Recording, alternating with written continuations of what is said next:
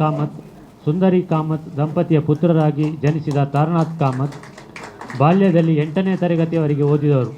ಬಳಿಕ ಕುಟುಂಬದ ಹತ್ತಿರದ ಬಂಧುಗಳ ಜೊತೆ ಕೆಲಸ ಮಾಡಿ 1-2 ವರ್ಷ ಮಂಗಳೂರಿನಿಂದ ಹೊರಗೆ ದುಡಿಯಲು ಹೋಗಿ ಮರಳಿ ಊರಿಗೆ ಬಂದು ಪತ್ರಿಕಾ ವಿತರಕರಾಗಿ ಮಂಗಳೂರಿನ ಕಂಕನಾಡಿಯಲ್ಲಿ ಕಾಮತ್ ನ್ಯೂಸ್ ಏಜೆನ್ಸಿಯನ್ನು ಆರಂಭಿಸಿ ಕಳೆದ 70 ವರ್ಷಗಳಿಂದ ಕನ್ನಡ, ಇಂಗ್ಲಿಷ್ ಸೇರಿದಂತೆ ವಿವಿಧ ದೈನಿಕ ನಿಯತಕಾಲಿಕೆಗಳನ್ನು ಮಾರಾಟ ಮಾಡುತ್ತಾ ಸುಮಾರು 2,000 ಪತ್ರಿಕೆಗಳನ್ನು ಮನೆ ಮನೆಗೆ ತಲುಪಿಸುವ ಕೆಲಸದಲ್ಲಿ ತಮ್ಮ ಪತ್ನಿ ವಿಜಯ ದಿವಂಗತರಾಗಿದ್ದಾರೆ. ಅವರ ಸಹಕಾರ ಮಕ್ಕಳಾದ ವಿನಾಯಕ ಕಾಮತ್ ಮತ್ತು ವಿಷ್ಣುಕ್ತಿಯಾಗಿದ್ದ ತಾಯಿಯ ಜೀವನ ಮೌಲ್ಯವಾದ ಇತರರಿಗೆ ಕೆಡುಕನ್ನು ಬಯಸದೆ ಸದಾ ಸರಳವಾಗಿ ಬದುಕಿ ಪರಿಶ್ರಮದಿಂದ ಸರ್ವರಿಗೂ ಕೂಡ ಪತ್ರಿಕಾ ದಿನಾಚರಣೆಯ ಶುಭಾಶಯ ಇವತ್ತು ಸಲ್ಲಿಸಿಕೊಂಡು ಅತ್ಯಂತ ಸಂತೋಷವಾಗ್ತಿದೆ ಪತ್ರಿಕಾ ದಿನಾಚರಣೆಯ ಕಾರ್ಯಕ್ರಮ ಉದ್ಘಾಟನಾ ಸಮಾರಂಭದಲ್ಲಿ ಭಾಗವಹಿಸಲಿಕ್ಕೆ. ಯಾಕಂತ ಹೇಳಿದರೆ ರಾಜಕಾರಣಿಗಳಿಗೆ ಪತ್ರಕರ್ತರನ್ನು ಬಿಟ್ಟಿರಲಿಕ್ಕೆ ಸಾಧ್ಯವಿಲ್ಲ, ಪತ್ರಕರ್ತರಿಗೆ ರಾಜಕಾರಣ ಬಿಟ್ಟಿರಲಿಕ್ಕೂ ಕೂಡ ಸಾಧ್ಯ ಇಲ್ಲ. ಪರಸ್ಪರ ಒಬ್ಬರಿಗೊಬ್ಬರು ಇರಲೇಬೇಕಾದಂಥ ಒಂದು ಕಾಲಘಟ್ಟ ಎಲ್ಲ ಹಂತದಲ್ಲಿ ಕೂಡ ಇರುವಂಥದ್ದು. ಯಾಕಂತ ಹೇಳಿದರೆ ರಾಜಕಾರಣಿಗಳು ಜನಪ್ರತಿನಿಧಿಯನ್ನು ಕೆಲಸ ಮಾಡಿದರೆ ಅದು ಪತ್ರಿಕೆಯಲ್ಲಿ ಬರಬೇಕು, ಇವರಿಗೆ ಪತ್ರಿಕೆಯಲ್ಲಿ ನ್ಯೂಸ್ ಆಗಬೇಕಾದ್ರೆ ರಾಜಕಾರಣಿಗಳು ಕೂಡ ಬೇಕು. ಪರಸ್ಪರ ಒಬ್ಬರಿಗೊಬ್ಬರು ಬಹುಶಃ ಅಭಿನವದ ಸಂಬಂಧ ಇವತ್ತು ಇರುವಂಥದ್ದು. ಆದ ಕಾರಣ ಬಹುಶಃ ಈಗಾಗಲೇ ಇದು ಹೇಳಿದಾಗೆ ಪತ್ರಿಕಾ ದಿನಾಚರಣೆಯ ಆ ಒಂದು ಇತಿಹಾಸ ಬಹುಶಃ ಈಗಾಗಲೇ ಹೇಳಿದರು. ಈ ಒಂದು ಬಹುಶಃ ಜನರಿಗೆ ಎಲ್ಲರಿಗೂ ಕೂಡ ಗೊತ್ತಾಗಿ ಕನ್ನಡ ಯಾವಾಗ ಪ್ರಾರಂಭ ಆಯಿತು, ಭಾಷೆ ಹೇಗೆ ಬಂತು, ಬಹುಶಃ ಇವತ್ತು ಕರ್ನಾಟಕ ಯಾಕೆ ಏಕೀಕರಣಗೊಂಡು ಕರ್ನಾಟಕ ಇವತ್ತು ಹೆಸರು ಯಾಕೆ ಬಂತಂತ ಹೇಳಿದರೆ ಇವತ್ತು ವಿದ್ಯಾರ್ಥಿ ಕೇಳಿದರೆ ಗೊತ್ತಿಲ್ಲ. ಭಾಷೆ ಆಧಾರದಲ್ಲಿ ಮೈಸೂರಿದ್ದದ್ದು ಕರ್ನಾಟಕ ಅಂತ ಆಗಲಿಕ್ಕೇನು ಕನ್ನಡ ಏಕೀಕರಣ ಸಮಿತಿಯವರು ಕನ್ನಡಕ್ಕೆ ಮಹತ್ವ ಕೊಡಬೇಕಂತೇಳಿ ಸಾಹಿತ್ಯ ಮತ್ತು ಈ ಒಂದು ಹೋರಾಟಗಾರರ ಒಂದು ವಿಶೇಷ ಪ್ರಯತ್ನ ಮತ್ತು ಅವತ್ತಿನ ದೊಡ್ಡ ಮಟ್ಟದ ಒಂದು ಬೇಡಿಕೆ ಮುಖಾಂತರ ಇಡೀ ಕರ್ನಾಟಕ ಅಂತ ಹೆಸರು ಇಲ್ಲುವಂತ ಬಂದು ಭಾಷಾ ಆಧಾರಿತವಾಗಿ ಕನ್ನಡಕ್ಕೆ ಮಹತ್ವ ಕೊಡಬೇಕಂತ ಬರುವಂಥದ್ದು. ಇದೇ ರೀತಿಯಲ್ಲಿ ಬಹುಶಃ ಇವತ್ತು ಕನ್ನಡ ಪತ್ರಿಕೆ ಮಂಗಳೂರಿನಲ್ಲಿ ಪ್ರಪ್ರಥಮವಾಗಿ ಪ್ರಾರಂಭ ಆಗಿದೆ ಅಂತ ಹೇಳಿದರೆ ಅದು ಕೂಡ ಬಹುಶಃ ಯಾರಿಗೂ ಕೂಡ ಗೊತ್ತಿರಲಿಕ್ಕಿಲ್ಲ. ಫಸ್ಟ್ ಇಡೀ ರಾಜ್ಯದಲ್ಲಿ ಕನ್ನಡ ಪತ್ರಿಕೆ ಮಂಗಳೂರು ಸಮಾಚಾರ ಅಂತ ಹೇಳಿ ಪ್ರಾರಂಭ ಆದದ್ದು ಮಂಗಳೂರಿನಲ್ಲಿ. ಅದು ಪ್ರಾರಂಭ ಮಾಡಿದ್ದು ಕೂಡ ಮಂಗಳೂರಿನವರ ಭಾರತದವರಲ್ಲ, ವಿದೇಶದ ಫಾದರ್ ಹರ್ಮನ್ ಎಂಬವರು ಬಂದು ಬಹುಶಃ ಇವತ್ತು ನಾವು ಪ್ರೊಟೆಸ್ಟೆಂಟ್ಸ್ ಅಂತ ಹೇಳ್ತೇವೆ, ಅವತ್ತು ಅವರು ಬಂದು ಪ್ರಪ್ರಥಮವಾಗಿ ಇದು ಸ್ಟಾರ್ಟ್ ಮಾಡಿದಂಥ ಇವತ್ತು ಇತಿಹಾಸ. ಅದರ ನಂತರ ನಮ್ಮ ಸಾಮಾಜಿಕ ಮತ್ತು ರಾಷ್ಟ್ರದ ಬೆಳವಣಿಗೆಯಲ್ಲಿ ಪತ್ರಕರ್ತರು ಮತ್ತು ಪತ್ರಿಕಾ ರಂಗ ಅದರದ ಬಹಳಷ್ಟು ಇವತ್ತು ಕೊಡುಗೆಯನ್ನು ಕೊಟ್ಟಿದ್ದೆ ಅಂತ ಮರೆಯಲಿಕ್ಕೆ ಇವತ್ತು ಸಾಧ್ಯ ಇಲ್ಲ. ಎಲ್ಲ ಕಾಲಘಟ್ಟದಲ್ಲಿ ಕೂಡ ಪತ್ರಿಕೆ ಮತ್ತು ಪತ್ರಿಕೆ ಆಗ ಬಂದಿದೆ. ಮಹಾತ್ಮ ಗಾಂಧೀಜಿಯವರು ಕೂಡ ಪತ್ರಿಕೆಯನ್ನು ಪ್ರಾರಂಭ ಮಾಡಿದರು ಜನರಿಗೆ ಬೇಕಾಗಿ. ಮಹಾತ್ಮ ಅಂಬೇಡ್ಕರ್ ಅವರು ಧ್ವನಿಲ್ಲದವರಿಗೆ ಧ್ವನಿಯಾಗಿ ಅವತ್ತು ಆಯಿತು. ಲೋಹಿಯವರವರು ಕೂಡ ಪತ್ರಿಕೆಯನ್ನು ಪ್ರಾರಂಭ ಮಾಡಿ ಒಂದೊಂದು ಉದ್ದೇಶದ ಕೆಲವು ಸಾಮಾಜಿಕವಾಗಿಯೂ ಕೆಲವು ವಾಯ್ಸ್ಲೆಸ್ಗೆ ವಾಯ್ಸ್ ಕೊಡಬೇಕೆಂಬ ಉದ್ದೇಶದಿಂದ ಈ ರೀತಿ ಪ್ರತಿ ಹಂತದಲ್ಲಿಯೂ ಕೂಡ ಎಲ್ಲ ವರ್ಗದ ಮತ್ತು ಎಲ್ಲ ಪರಿಸ್ಥಿತಿಗೆ ಅನುಗುಣವಾಗಿ ಅವತ್ತಿನ ಕಾಲದ ಪತ್ರಿಕಾ ರಂಗ ಹಂತವಾಗಿ ಇವತ್ತು ಬಂದಿದೆ. ಇವತ್ತು ಬಹುಶಃ ಎಲ್ಲರೂ ಕೂಡ ಪತ್ರಿಕಾ ರಂಗದಲ್ಲಿ ಇವತ್ತು ತೊಡಕೊಳ್ಳಿ ಕೂಡ ಇವತ್ತು ಕಾಲಘಟ್ಟಕ್ಕೆ ಒಂದು ಹಂತ ಬಂದು ನಾವು ನಿಂತಿದ್ದೇವೆ. ಇವತ್ತು ನಾವು ಡಿಜಿಟಲ್ ಕಾಲಘಟ್ಟದಲ್ಲಿ ಈ ಪ್ರಿಂಟೆಡ್ ಮೀಡಿಯಾ ಇವತ್ತು ಎಷ್ಟು ಬಹಳಷ್ಟೇ ಬಲಿಷ್ಠವಾಗಿ ಇವತ್ತು ಬಲ ಒತ್ತಡ ಮುಖಾಂತರ ಕೆಲಸ ನಿರ್ವಹಿಸುವಂಥ ಕೆಲಸ ಕೂಡ ಇವತ್ತು ಆಗಿದೆ. ಮುಂದಿನ ದಿನಗಳಲ್ಲಿ ಹೇಗೆ ಆಗ್ತೇನೆ ಅಂತೇಳಿ ಬಹುಶಃ ರೂಪರೇಷನ್ ಹೀಗೆ ಕೂಡ ಆಗುವಂಥ ವಿಚಾರ ಕೂಡ ಇವತ್ತು ಇದೆ.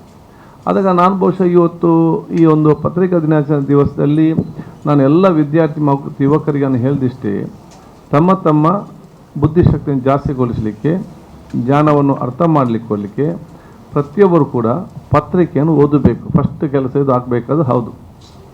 ನಾವು ಸಣ್ಣದಿರುವಾಗ ಬಹುಶಃ ನನಗೆ ರಾಜಕೀಯಕ್ಕೆ ಸೇರೋ ಮುಂಚೆ ನಾನು ಹೈಸ್ಕೂಲ್ನಲ್ಲೇ ನನ್ನ ತಂದೆ ಶಾಸಕರಾಗಿದ್ದರೂ ಕೂಡ ಆ ಸಂದರ್ಭದಲ್ಲಿ ಹೈಸ್ಕೂಲ್ ಮತ್ತು ಯಾವಾಗ ನನಗೆ ಪ್ರೈಮರಿಯಲ್ಲಿ ಯಾವ ಸ್ವಲ್ಪ ಓದಲಿಕ್ಕೆ ಸ್ವಲ್ಪ ಅರ್ಥ ಆಗುವಂಥ ಕಾಲಘಟ್ಟ ಇತ್ತು ಸಮಾಜದಲ್ಲಿ, ಬೆಳಿಗ್ಗೆ ಫಸ್ಟ್ 6 ಗಂಟೆಗೆ ಡೋರ್ ಓಪನ್ ಮಾಡಿ ಪೇಪರ್ ಓದಬೇಕು.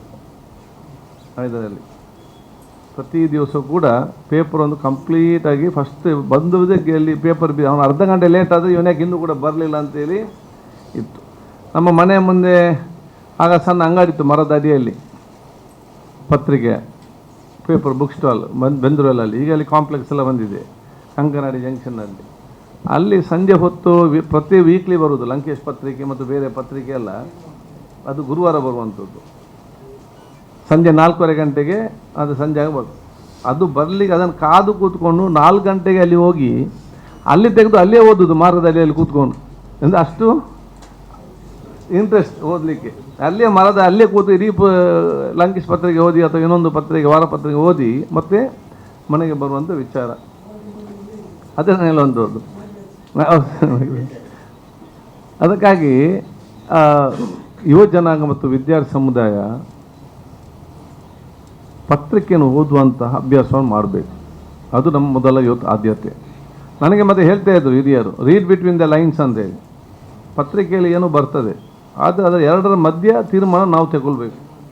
So reading between the lines ಅಂತ ಹೇಳಿ ಭಾಳ ಸ್ಪಷ್ಟವಾಗಿ ಇವತ್ತು ನಮಗೆ ನಮ್ಮ ಹಿರಿಯರು, ನಮ್ಮ ಮಾಸ್ಟರ್ಗಳು, ಬಹುಶಃ ಇದಕ್ಕೆ ಸಾಹಿತಿಗಳು ಅವತ್ತು ಹೇಳುವಂಥ ವಿಚಾರ ಇತ್ತು. ಪತ್ರಿಕೆ ಎಂಬ ಎರಡು ಸೆಂಟೆನ್ಸ್ನ ಮಧ್ಯದಲ್ಲಿ ನಾವೇ ಅದನ್ನು ಅರ್ಥ ಮಾಡಿಕೊಳ್ಬೇಕು. ನಾವು ಬಹುಶಃ ಅದನ್ನು ನಮ್ಮ ಗಣನೆಗೆ ತಗೊಳ್ಳುವಂಥ ವಿಚಾರ ಕೊಡಿ ಇವತ್ತು ಆಗಬೇಕಂತ ಹೇಳಿಕೊಂಡು, ಇದು ಬಹುಶಃ ನಮಗೆ ಬರೀ ಇವತ್ತು ನಾಲೆಜ್ ಮಾತ್ರ ಅಲ್ಲ, ನಮ್ಮ ಲ್ಯಾಂಗ್ವೇಜನ್ನು ಕೂಡ ಇಂಪ್ರೂವ್ ಮಾಡಲಿಕ್ಕೆ ದೊಡ್ಡ ಮಟ್ಟದ ಅಸ್ತ್ರವಾಗಿದೆ. ನಮ್ಮ ಯಾವುದೇ ಭಾಷೆ ಇರಲಿ, ಈ ಭಾಷೆಯನ್ನು ನಾವು ಇಂಪ್ರೂವ್ ಮಾಡಬೇಕಾದ್ರೆ ಅದು ಕನ್ನಡ ಇರಲಿ ಅಥವಾ ಇಂಗ್ಲೀಷ್ ಇರಲಿ, ಮಕ್ಕಳಿಗೆ ಮತ್ತು ವಿದ್ಯಾರ್ಥಿಗಳಿಗೆ, ಅಥವಾ ಹಿಂದಿ ಇರಲಿ, ಯಾವುದೇ ಭಾಷೆ ಇರಲಿ, ಈ ಭಾಷೆಯನ್ನು ಇವತ್ತು ಇನ್ನಷ್ಟು ಅವರದಲ್ಲಿ ಕರಗತಗೊಳಿಸಬೇಕಾದ್ರೆ ಈ ಪತ್ರಿಕೆ ದಿನಾಲು ಓದಿದರೆ ಇದು ಅವರಿಗೆ ದೊಡ್ಡ ಮಟ್ಟದ ಒಂದು ಶಕ್ತಿಯ ಒಂದು ಅಸ್ತ್ರವಾಗಿ ಬರುವಂಥ ವಿಚಾರ ಕೂಡ ಆಗ್ತದೆ ಅಂತ ಹೇಳಲಿಕ್ಕೆ ನಾನು ಇವತ್ತು ಬಯಸ್ತೇನೆ.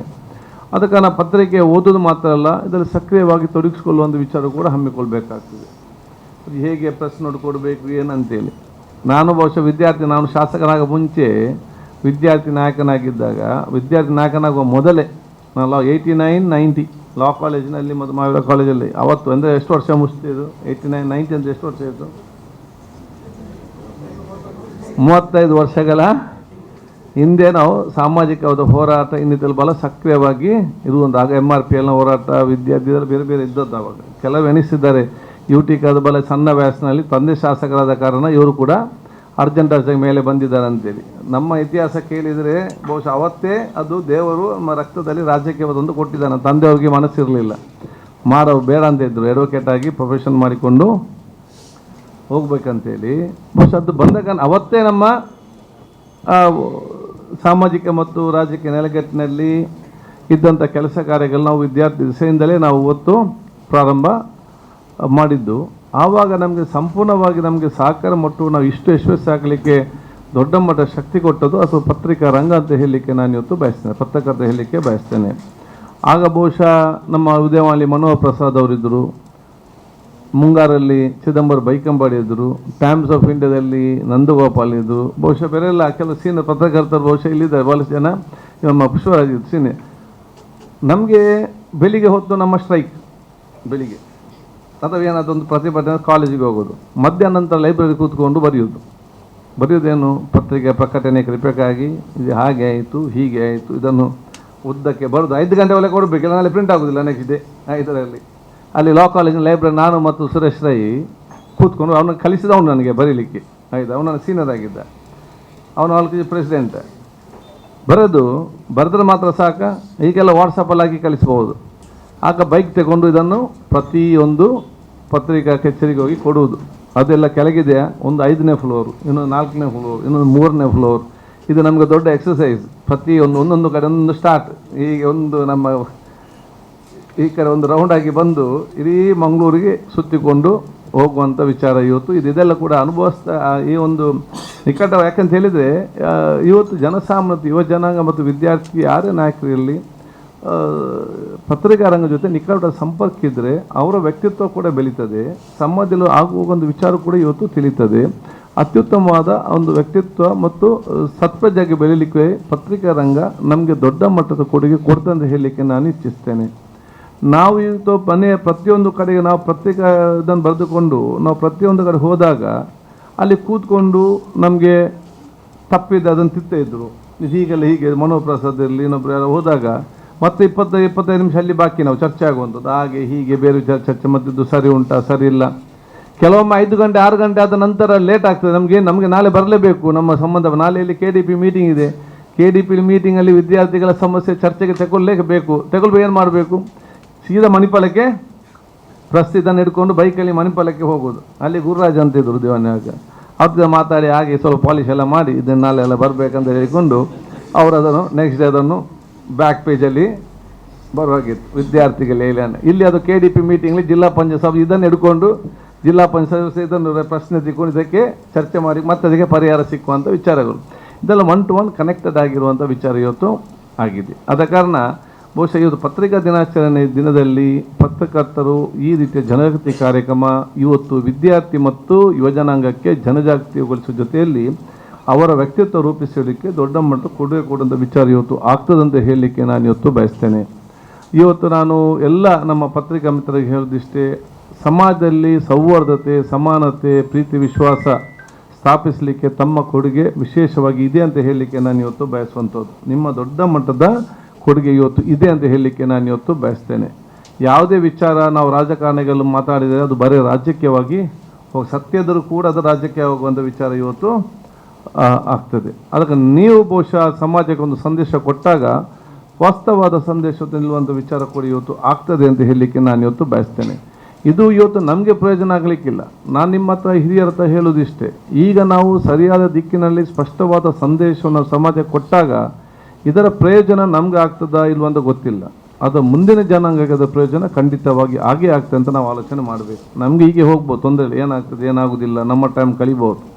ಆದರೆ ನಾವಿಲ್ಲಿ ಏನಾದರೂ ಎಡವಟ್ಟಾದರೆ ಇದರೆಲ್ಲ ಇಫೆಕ್ಟ್, ಇದರೆಲ್ಲ ರಿಯಾಕ್ಷನ್ ನಮಗೆ ಸಿಕ್ಕೋದಲ್ಲ. ಈ ರಿಯಾಕ್ಷನ್ ಬರೋದು ಯಾರಂತ ಹೇಳಿದರೆ ಇನ್ನು ಹುಟ್ಟಿ ಬರುವಂಥ ಮಕ್ಕಳಿಗೆ ಇದರ ರಿಯಾಕ್ಷನ್ ಸಿಕ್ಕುವಂಥ ಪರಿಸ್ಥಿತಿ ಇವತ್ತು ಆಗ್ತದೆ. ನಾವಿವತ್ತು ಬಲ್ಲ ನೆಮ್ಮದಿಯ ಸೋದರ ಪ್ರೀತಿ ವಿಶ್ವಾಸ ಜೀವನ ಸಾಗಿಸಿದ್ರೆ ಅದು ನಮಗಿಂತಲೂ ನಮ್ಮ ಹಿರಿಯರು ಉತ್ತಮವಾದ ಸಮಾಜ ಬಿಟ್ಟು ಹೋದ ಕಾರಣ ನಾವು ಅದನ್ನು ಆನಂದಿಸ್ತಿದ್ದೇವೆ. ಇದು ನಾವು ಇನ್ನಷ್ಟು ಅತ್ಯುತ್ತಮವಾಗಿ ಸಣ್ಣ ಮಕ್ಕಳಿಗೆ ಬಿಟ್ಟು ಕೊಡಬೇಕೆಂಬ ಆಲೋಚನೆ ಮತ್ತು ವ್ಯಕ್ತಿತ್ವ ಅದು ನಮ್ಮ ಪ್ರತಿಯೊಬ್ಬರದು ಕೂಡ, ಅದು ರಾಜಕಾರಣಗಳಲ್ಲಿ, ಪ್ರತಿನಿಧಿಗಳಲ್ಲಿ, ಸಂಘ ಸಂಸ್ಥೆಯವರಲ್ಲಿ, ಇನ್ನೊಬ್ಬರದ್ದು, ನಾವು ಪ್ರತಿಯೊಬ್ಬರು ಕೂಡ ಇವತ್ತು ಜವಾಬ್ದಾರಿ ಇವತ್ತು ಆಗಿದೆ ಅಂತ ಹೇಳಲಿಕ್ಕೆ ನಾನು ಇವತ್ತು ಬಯಸಿ, ಬಹುಶಃ ಪತ್ರಿಕಾ ದಿನಾಚರಣೆ ಅತ್ಯಂತ ಯಶಸ್ವಿಯಾಗಿ ನಡೆದು ವಿಚಾರ ಇವತ್ತಾಗಲಿ. ನಾನು ಹಿಂದೆ ಕೂಡ ಯಾವಾಗಲೂ 2-3 ಪಾಯಿಂಟ್ ನಾನು ಹಿಂದೆ ಹೇಳಿದ್ದೇನೆ.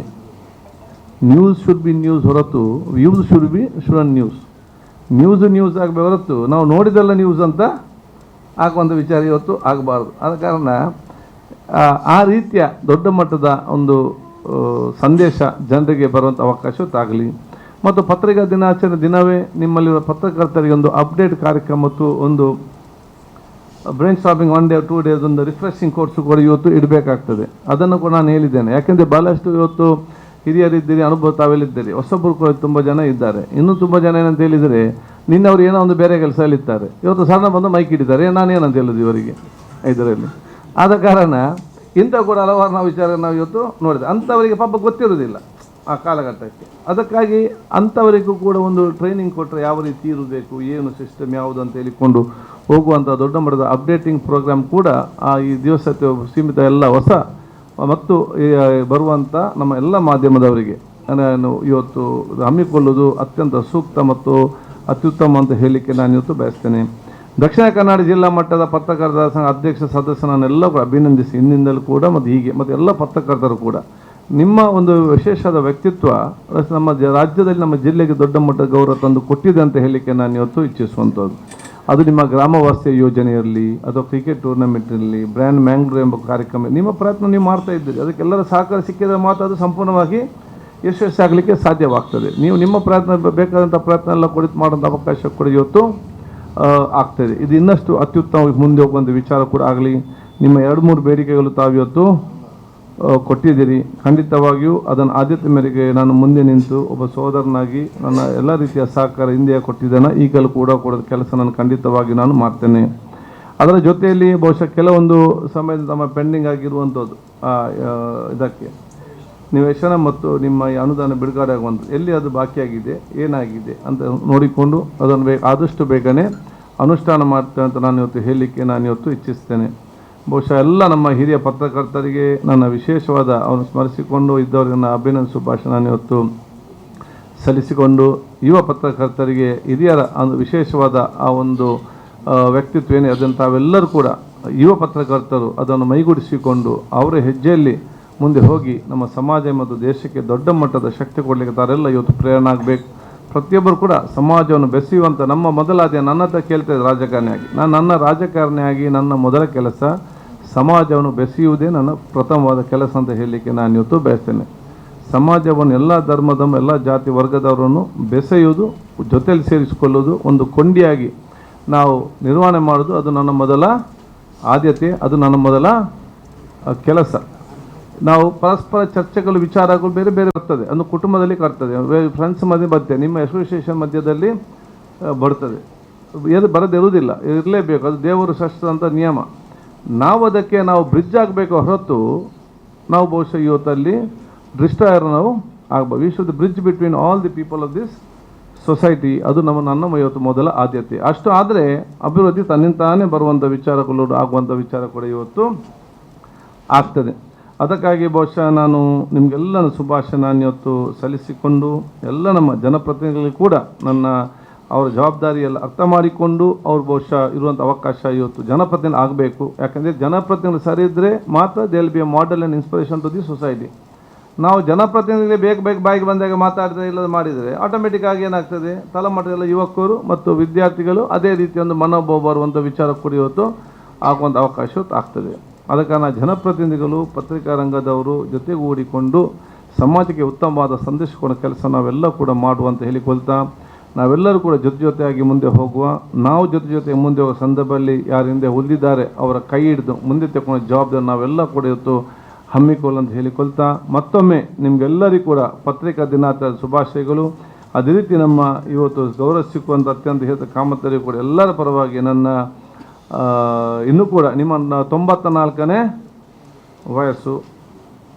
ನಾನು ನಿಮ್ಮನ್ನು ನೋಡುವಾಗ ನಾನು ಎನಿಸಿದ್ದೆ, ನನಗೆ ಯಾವುದೇ ಮಂತ್ರಿ, ಯಾವುದೇ ಇನ್ನೊಂದು ಸ್ಥಾನ ನಮಗೆ ಏನು ಬೇಡ, ನಮ್ಮ 94 ವಯಸ್ಸಿನಲ್ಲಿ ಇವರಾಗಿದ್ದರೆ ದೇವರು ಕೊಟ್ಟರೆ ನಮಗೆ ಸಾಕು ಅಂತೇಳಿ, ಬೇರೆ ನಮಗೆ ಆಯ್ತು ಅಂತ ಇಂಥ ಕಾರ್ಯಕ್ರಮಕ್ಕೆ ಬಂದು ಆ ಒಂದು ಶಕ್ತಿ ದೇವರು ಕೊಟ್ಟರೆ ಸಾಕು, ಬೇರೆ ನಮಗೇನು ಕೂಡ ಆಸೆ ಅದಲ್ಲ. ಅದಕ್ಕಿಂತ ಎಲ್ಲ ಮುಖ್ಯವಾಗಿ ಹೆಲ್ತ್. ಸೊ ನಿಮ್ಮೆಲ್ಲ ಆಶೀರ್ವಾದ ಎಲ್ಲರಿಗೂ ಕೂಡ ಇರಲಿ. ಮತ್ತು ನಿಮ್ಮ 94ನೇ ಕಾರ್ಯಕ್ರಮದಲ್ಲಿ ಸೇರುವಂಥ ಅವಕಾಶ ದೇವರು ನಮಗೆ ಒದಗಿಸಿಕೊಟ್ಟಿದ್ದಾನೆ. ನಮ್ಮೆಲ್ಲರ ಪ್ರಾರ್ಥನೆಯನ್ನು 94 100ನೇ ವರ್ಷದ ಕಾರ್ಯಕ್ರಮಗಳು ನಾವೆಲ್ಲ ಇಲ್ಲಿ ಬಂದು ಸೇರುವಂಥ ಅವಕಾಶ ಆಗಬೇಕಂತ ಹೇಳಿಕೊಳ್ಳುವುದೇ ನಮ್ಮೆಲ್ಲರ ಪ್ರಾರ್ಥನೆ ಅಂತ ಹೇಳಿಕೊಳ್ತಾ, ನಿಮಗೂ ಕೂಡ ನನ್ನ ಶುಭಾಶಯ ಸಲ್ಲಿಸಿಕೊಂಡು, ಮತ್ತು ಪತ್ರಿಕೆಯನ್ನು ಮಾಧ್ಯಮ ಮಿತ್ರರು ಯಾರೆಲ್ಲ ಇವತ್ತು ಅಲ್ಲಿ ಅಂಗಡಿಯಲ್ಲಿ ಮರದ ಅಡಿಯಲ್ಲಿ ಸೇಲ್ ಮಾಡ್ತಾರೆ ಅವರನ್ನು ಕೂಡ ನೀವು ಗುರುತಿಸುವ ಕೆಲಸ ಮಾಡಿದ ಅತ್ಯಂತ ಉತ್ತಮ ಕಾರ್ಯಕ್ರಮ ಅಂತ ಹೇಳಿಕೊಳ್ಳುತ್ತಾ, ಮತ್ತೊಮ್ಮೆ ನಿಮ್ಮೆಲ್ಲ ಆಶೀರ್ವಾದ ಬೇಡಿಕೊಂಡು ನನ್ನ ಮಾತು ಮುಗಿಸ್ತೀನಿ. ಜೈ ಹಿಂದ್, ಜೈ ಕರ್ನಾಟಕ.